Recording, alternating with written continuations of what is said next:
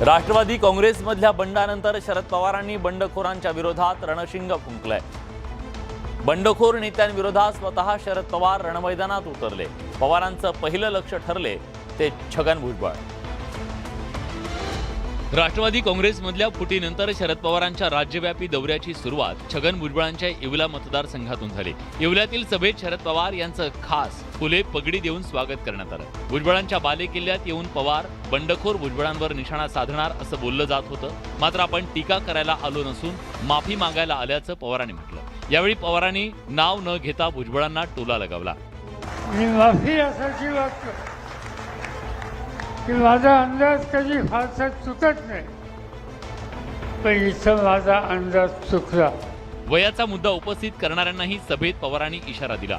वयाची झालं खरंय, पण कधी काय हे तू फायदा आहे तुझा, वयाचा उल्लेख कराल तर मागास पडेल। शरद पवारांनी बंडखोरांविरोधात आता रणशिंग फुंकलंय। आता अजित पवार गट सभेनं उत्तर देणार का हे पाहणं महत्त्वाचं आहे। शरद पवारांची नाशिकच्या येवल्यात पहिली जाहीर सभा पार पडली। या सभेत पवारांनी भुजबळांना टोलात तर अजित पवारांवर निशाणा साधला। तर या सभेत खासदार डॉक्टर अमोल कोल्हेने भाजपचा समाचार घेतला। येवल्यातल्या सभेत डॉक्टर अमोल कोल्हेंनी भाजपवर जोरदार हल्लाबोल केला। ही लढाई नीती आणि अनीतीची आणि धर्माची अधर्माची असल्याचं डॉक्टर अमोल कोल्हेंनी म्हटलंय। कौरव पांडवात मिठाचा खडा कोणी टाकला, तो शकुनी मामाने टाकला। हा शकुनी मामा कोण असा सवाल उपस्थित करत कोल्हेंनी भाजपवर निशाणा साधलाय।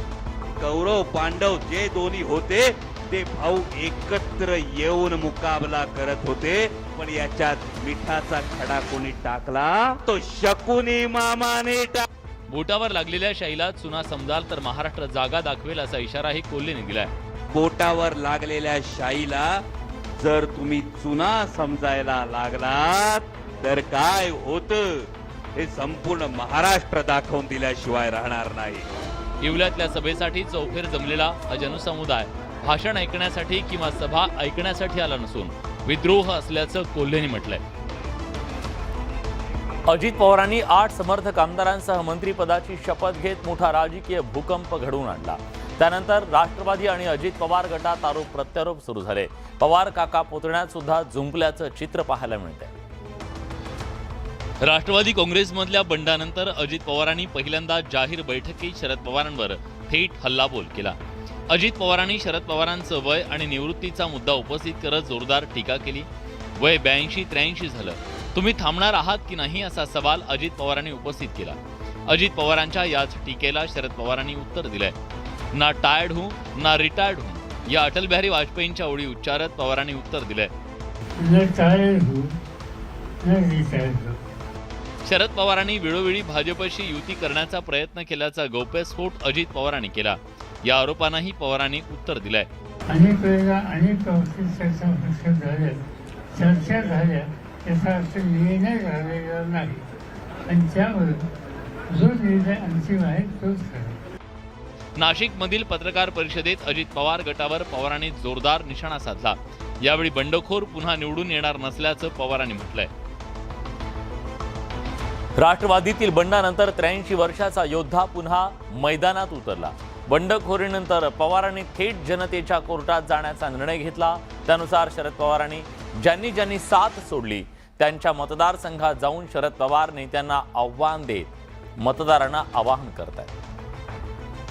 शरद पवारांनी बंडखोरांविरोधात एल्गार पुकारला। पहिल्या सभेसाठी पवारांनी मंत्री आणि राष्ट्रवादीतले बंडखोर छगन भुजबळ यांचा मतदारसंघ निवडला। या सभेसाठी मुंबईहून येवल्याकडे जाताना शरद पवार आणि पावसाचा योगायोग पुन्हा पाहायला मिळाला। मुंबईतून निघाल्यापासून ठिकठिकाणी पवारांचं जोरदार स्वागत करण्यात आलं। पाऊस सुरू असतानाही शरद पवारांसह कार्यकर्त्यांचा उत्साह पाहायला मिळाला। ढोल ताशांच्या गजरात शुभेच्छांचा स्वीकार करत शरद पवार कार्यकर्त्यांमध्ये जोश निर्माण करत होते। एक 82 वर्षाचा योद्धा लढतोय आणि आमच्यासारख्या तरुणांनी त्यावेळेस घरात बसणं हे योग्य नाही। नाशिकमधला पाऊस आणि भर पावसात पवारांच्या स्वागतानं साताऱ्यातल्या 18 ऑक्टोबर 2019च्या सभेच्या आठवणी ताज्या झाल्या। नव्या जोमाने पुन्हा पक्ष संघटनेकरता महाविकास आघाडी भक्कम करण्याकरता पाण्या पावसात उभे आहेत। नाशिक जिल्ह्यात सध्या फक्त पाऊस आणि येवल्यातल्या सभेचे बॅनर्स पाहायला मिळाले। हर एक वार का पलटवार हूं मैं, यूं ही नहीं कहलाता शरद पवार हूं मैं या टॅगलाईननं सगळ्यांचं लक्ष वेधलं। राष्ट्रवादी काँग्रेसमध्ये फूट पडल्यानंतर छगन भुजबळांनी शरद पवारांची साथ सोडत अजित पवारांसोबत जाण्याचा निर्णय घेतला. छगन भुजबळांनी मंत्रिपदाची शपथ घेतल्यानंतर भुजबळ पहिल्यांदाच नाशिकमध्ये दाखल झाले. नाशिकच्या दिशेने निघालेल्या मंत्री छगन भुजबळ यांचं ठिकठिकाणी जंगी स्वागत करण्यात आलं. मुंबईपासून नाशिक दौऱ्याची सुरुवात केल्यानंतर ठाणे, कल्याण, भिवंडी, इगतपुरीत भुजबळांचं जोरदार स्वागत करण्यात आलं. अजित पवारांसोबत जाण्याचा निर्णय योग्यच असल्याचं या निमित्तानं समोर आल्याचं भुजबळ म्हणाले. अजित पवार गटासोबत शपथविधी घेतल्यानंतर छगन भुजबळ पहिल्यांदाच नाशिकमध्ये आले. दुसरीकडे राष्ट्रवादीचे अध्यक्ष शरद पवारही भुजबळांच्या बालेकिल्ल्यात आले. पवारांनी भुजबळांच्या येवला मतदारसंघात जाहीर सभा घेत बंडखोरांविरोधात रणशिंग फुंकलं. पवारांचं आपल्यावर विशेष प्रेम असल्यानं पहिली सभा येवल्यात घेतल्याचं भुजबळ म्हणाले. की एकतर पवार साहेबांचं माझ्यावर अतोनात प्रेम आहे. एकीकडे नाशिकमध्ये शरद पवारांचा झंझावात पाहायला मिळालेला असताना भुजबळ आणि त्यांच्या समर्थकांनीही जोरदार शक्ती प्रदर्शन केल्याचं दिसून आलं. राज्यात गेल्या वर्षभरात मोठ्या प्रमाणात राजकीय उलथापालथ झाली. एक शिवसेनेच्या 2 शिवसेना झाल्या तर राष्ट्रवादी काँग्रेसही दुभंगली. या सर्व घडामोडी घडत असतानाच राष्ट्रवादी काँग्रेसचे आमदार जितेंद्र आव्हाड यांनी भावनिक साद घेतली. अजित पवारांसह राष्ट्रवादीतले अनेक नेते राज्य सरकारमध्ये सहभागी झाले. आमच्या विठ्ठलाला बडव्यांनी घेरल्यानं हा निर्णय घेतल्याचं छगन भुजबळांनी म्हटलं. तर वांद्रेतल्या मेळाव्यात अजित पवारांनी जितेंद्र आव्हाडांवर हल्लाबोल केला. आता याच जितेंद्र आव्हाडांनी अजित पवारांसह 8 जणांना भावनिक साद घातली आहे. या बडव्यांना नाही राहायचं, आम्हाला काही राहायचं नाही, आम्हाला काहीच नकोच आहे. आम्ही सोडून जातो. मी परत या, तुम्ही साहेबांना त्रास देऊ नका. फार उशीर झाला, बैल गेला आणि झोपा केला असं झालं. मी पहिल्यांदा त्यांच्याबरोबर होतो, त्याच्यामुळे माझा पहिला नंबर. तर दुसरीकडे शिंदे गटातील आमदारांनी पक्ष सोडण्याचं खापर संजय राऊतांवर फोडलं. यावर माझ्या वक्तव्यानं जर हे पक्ष सोडून गेले असतील तर मी बाजूला जातो, ते परत येणार आहेत का असा सवाल केला. अजित पवार आमच्यामुळे गेले का? बरं मी जातो बाजूला, येत आहे का 40? आता या आव्हानानंतर राष्ट्रवादी आणि शिवसेनेत बंड केलेले पुन्हा स्वगृही परतणार का, याकडे सगळ्यांचं लक्ष लागलंय. दुर्गम अशा गडचिरोली जिल्ह्यामध्ये शासन आपल्या दारी कार्यक्रम पार पडला. या कार्यक्रमात पहिल्यांदाच मुख्यमंत्री एकनाथ शिंदे, उपमुख्यमंत्री देवेंद्र फडणवीस आणि उपमुख्यमंत्री अजित पवार पहिल्यांदाच एकत्र आले. यावेळी मुख्यमंत्री एकनाथ शिंदे यांनी शरद पवारांवर निशाणा साधला. मुख्यमंत्री एकनाथ शिंदेंनी शरद पवार आणि उद्धव ठाकरे यांचं नाव न घेता दोघांवर जोरदार टीका केली. जेव्हा कष्टकरी आणि क्षमता असलेल्या माणसावर अन्याय होतो तेव्हा अजित पवारांसारखा प्रसंग घडतो असं मुख्यमंत्री एकनाथ शिंदे म्हणाले. तोंडात अंजीर आणि हातात खंजीर असलेली लोक बेभरवशाची असतात अशी टीकाही मुख्यमंत्री शिंदेंनी केली आहे. शिंदेंच्या या टीकेला शरद पवारांनीही मिश्किल शब्दात उत्तर दिलंय. तोंडामध्ये अंजीर आणि हातात खंजीर ठेवून बोलणारी माणसं ही बेभरवशाची असतात, हे दादांनाही कळलं.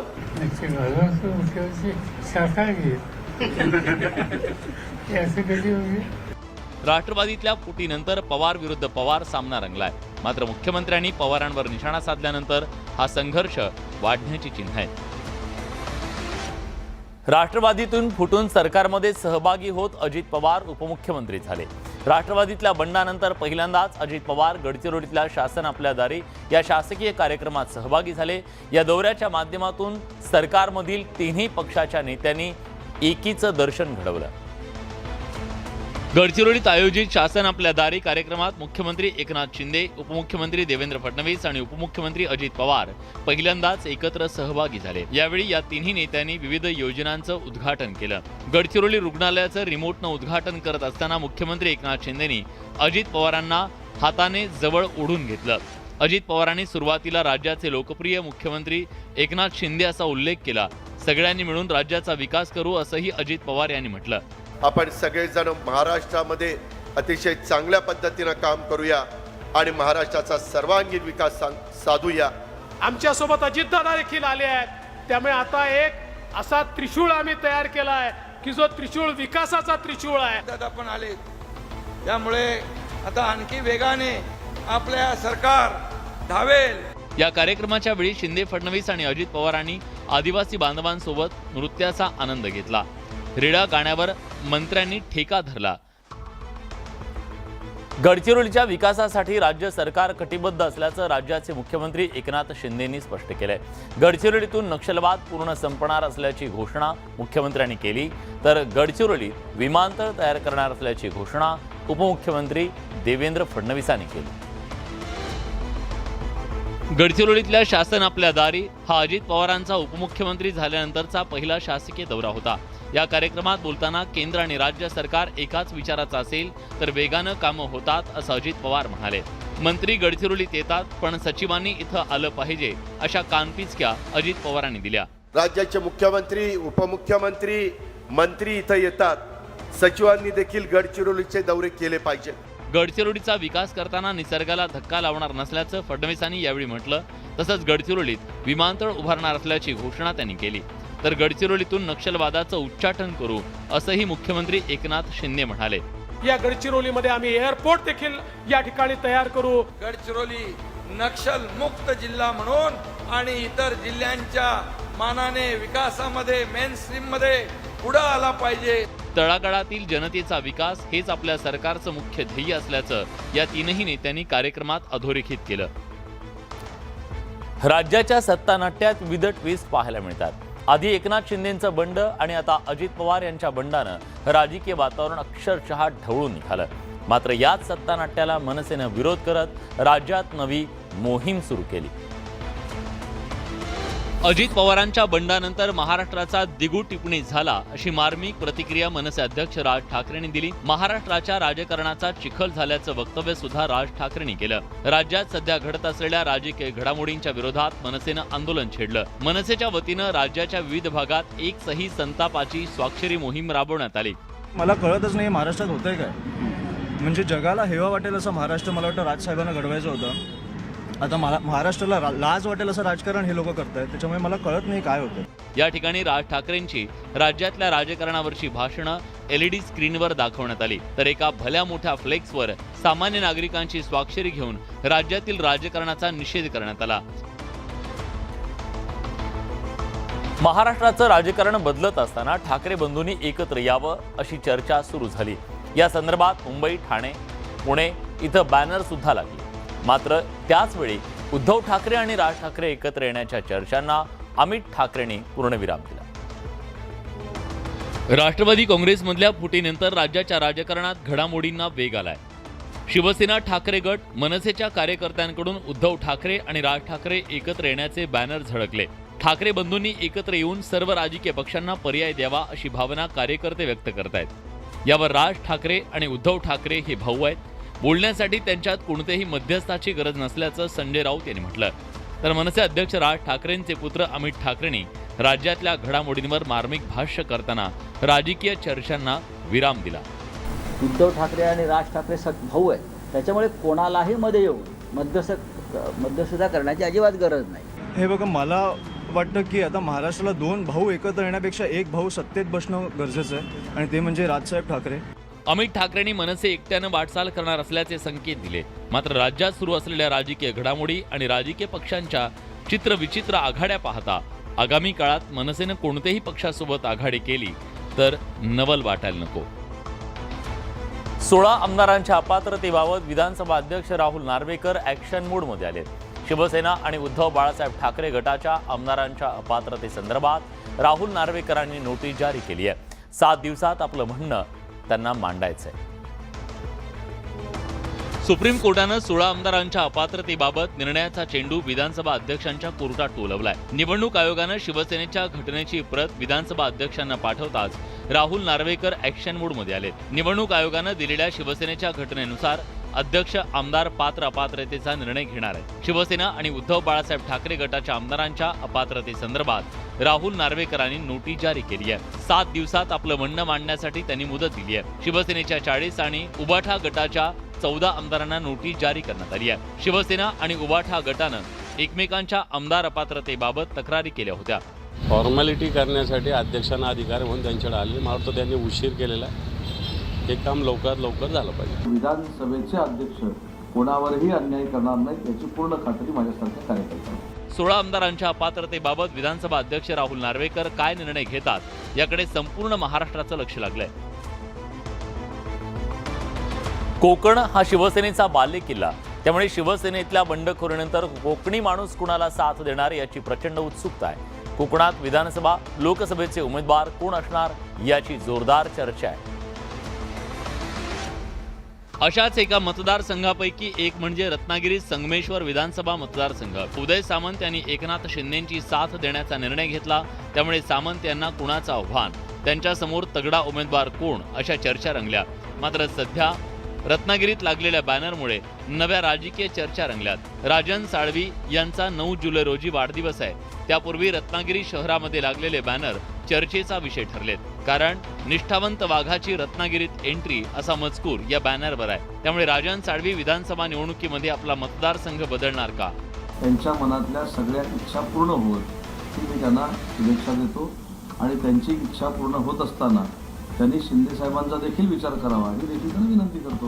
विधानसभा निवडणुकांच्या तोंडावर लागलेल्या बॅनरमुळे कोकणात राजकीय वातावरण तापण्याची चिन्ह आहेत. पुण्यात एका बँकेवर दरोडा टाकण्याचा प्रयत्न टोळक्याचा सुरू होता, पण पुणे पोलिसांनी तो हाणून पाडलाय. यावेळी पुण्यात गोळीबाराचा सुद्धा थरार घडला. यावेळी एका आरोपीनं पोलिसांवर कोयता फेकून मारल्यानं पोलीस जखमी झाला. पुण्याच्या वारजे भागात शुक्रवारी मध्यरात्री पुणे पोलिसांनी राबवलेल्या कोम्बिंग ऑपरेशन दरम्यान गोळीबाराचा थरार घडला. एका बँकेवर दरोडा टाकण्याच्या उद्देशानं या भागात सराईत गुन्हेगारांची एक टोळी जमा झाल्याची माहिती मिळताच पोलिसांनी तिकडे कोम्बिंग ऑपरेशन सुरू केलं. तेव्हा या आरोपींनी पोलिसांवरच गावठी पिस्तूल रोखलं. पोलिसांनी प्रत्युत्तरादाखल गोळीबार केला. तेव्हा एका आरोपीनं पोलिसांच्या दिशेनं कोयता फेकून मारला. यात एक पोलीस कॉन्स्टेबल जखमी झालाय. पोलिसांनी पाठलाग करून 5 दरोडेखोरांना जेरबंद केलं, तर 3 आरोपी पळून जाण्यात यशस्वी झाले. गुन्हे शाखेतील पथक आणि आरोपी यांच्यामध्ये झटापट झाली. त्यामध्ये एक पोलीस कर्मचारी किरकोळ जखमी झाले. त्यानंतर पोलिसांनी फायरिंग करून 5 आरोपींना ताब्यात घेतलेले आहे. फरार असलेल्या दरोडेखोरांचा शोध सुरू आहे. पुणे पोलिसांच्या सतर्कतेमुळे आणि धाडसीपणामुळे वारजेतल्या बँकेवर दरोड्याचा प्रयत्न फसला. घरची परिस्थिती बेताची असताना आणि अनेक अडचणी असताना गोंदियातल्या खुशबू बरैया हिनं MPSC परीक्षेमध्ये चांगलं यश मिळवलं. तिची पोलीस उपनिरीक्षक पदावर निवड झाली आहे. तिच्या या यशाबद्दल कुटुंबियांसह सगळ्यांनी आनंद व्यक्त केलाय. गोंदियातल्या अर्जुनी मोरगावमधील हे प्रल्हाद बरैया. चप्पल बूट दुरुस्ती करणाऱ्या प्रल्हाद यांचं भाग्य उजळलंय. त्यांचा भाग्योदय केलाय त्यांची मुलगी खुशबूनं. खुशबू MPSC परीक्षा उत्तीर्ण झाली असून पोलीस उपनिरीक्षक पदासाठी तिची निवड झाली आहे. घरची परिस्थिती अतिशय बेताची असतानाही तिनं अथक परिश्रम घेतले. लायब्ररीत अभ्यास करून खुशबूनं हे यश मिळवलंय. खुशबूनं मेहनत करून मिळवलेल्या यशाचं तिच्या शेजाऱ्यांना सुद्धा कौतुक वाटतंय. पूर्ण श्रेय मी आपल्या आईवडिलांच्या चरणी अर्पण करते, ज्यांनी मला शिकविले, घडविले आणि ज्यांनी माझ्यासाठी एक स्वप्न बघितले आणि मी ते पूर्ण केले. त्यांनी कधीच क्लास लावले नाही का क्लास करावा बा ना आपली म्हणजे थोडंसं तरी अभ्यासात भर द्यावा, पण त्यांचीच एवढी भर होती का ते खूप अभ्यास करायचे लायब्ररीमध्ये. परिस्थिती अतिशय प्रतिकूल असताना रडत न बसता परिस्थितीशी 2 हात करणाऱ्या खुशबूच्या यशात तिच्यासोबत तिच्या कुटुंबाचाही मोठा वाटा आहे. तुळजाभवानी मातेच्या अभिषेक पूजेच्या दरात वाढ करण्यात आली आहे. त्याचप्रमाणे मोफत VIP दर्शन आता बंद होणार आहे. त्यासाठी पैसे मोजावे लागणार आहेत. येत्या 10 जुलैपासून या निर्णयाची अंमलबजावणी होणार आहे. आई तुळजाभवानीच्या दर्शनासाठी दररोज हजारोंच्या संख्येने भाविक येत असतात. काही भाविकांकडून अभिषेक पूजा केली जाते. आता या अभिषेक पूजेच्या दरात वाढ करण्यात आली आहे. अभिषेक पूजेसाठी आता 50 रुपये ऐवजी 500 रुपये मोजावे लागणार आहेत. मंदिर विश्वस्त आणि मंदिर संस्थांच्या कोट्यातील मोफत VIP दर्शनासाठी आता थेट 200 रुपये मोजावे लागणार आहेत. तर नियमित VIP दर्शनासाठी 500 रुपये शुल्क आकारण्यात येणार आहे. तुळजाभवानी मंदिर संस्थांचे अध्यक्ष तथा जिल्हाधिकारी डॉक्टर सचिन ओंबासे यांनी विश्वस्त बैठकीत हा निर्णय घेतलाय. 10 जुलैपासून या निर्णयाची अंमलबजावणी करण्यात येणार आहे. दरम्यान अभिषेक पूजेच्या दरवाढीला भूपे पुजारी यांनी विरोध केलाय. ही दरवाढ मागे घ्या अन्यथा आंदोलन पुकारणार असल्याचा इशारा भूपे पुजाऱ्यांनी दिलाय. एवढे चार्ज आकारल्यानंतर त्यांना शक्य आहे का? मोलमजुरी करून येणारे लोक त्यांची संख्या जास्त आहे. शासनाने त्याचा विचार करावा. अभिषेक पूजेच्या दरवाढीवरून पुजारी आणि मंदिर संस्थान पुन्हा एकदा आमने सामने येण्याची शक्यता आहे. बिबट्या एकदा आपली शिकार टप्प्यात आली की सहसा सोडत नाही. मात्र कुत्र्यांनी बिबट्याचा हल्ला परतवून लावलाय आणि बिबट्यावर धूम ठोकण्याची वेळ आली आहे. कोल्हापूरच्या पन्हाळा इथल्या सज्जा कोठी इथं राहणाऱ्या डॉक्टर होळकर यांच्या घराच्या पडवीमध्ये बिबट्या शिरला. अलगद पावलानं शिरलेल्या या बिबट्यानं इथं असलेल्या कुत्र्यावर शिकारीसाठी झेप मारली. मात्र यावेळी डँगो नावाच्या कुत्र्यानं बिबट्याचा प्रतिकार केला. बिबट्या आणि कुत्र्यामधली झटापट सुरू असताना होळकर कुटुंबियांना कुत्र्यांच्या भुंकण्याचा आवाज आल्यानं त्यांनी घरातील लाईट लावली आणि ते बाहेर देखील आले. त्यामुळे बिबट्यानं घराबाहेर पळ काढला. आतापर्यंत डँगोवर बिबट्यानं 4 वेळा हल्ला केलाय, पण त्याचं नशीब बलवत्तर म्हणून तो 4ही वेळा बिबट्याच्या हल्ल्यातून वाचलाय. तर या होत्या दिवसभरातल्या सर्व महत्त्वाच्या बातम्या, दमदार बातम्या. दमदार 10 या बुलेटिनमध्ये आपण इथेच थांबतोय. ताज्या घडामोडींसाठी बघत रहा न्यूज 18 लोकमत.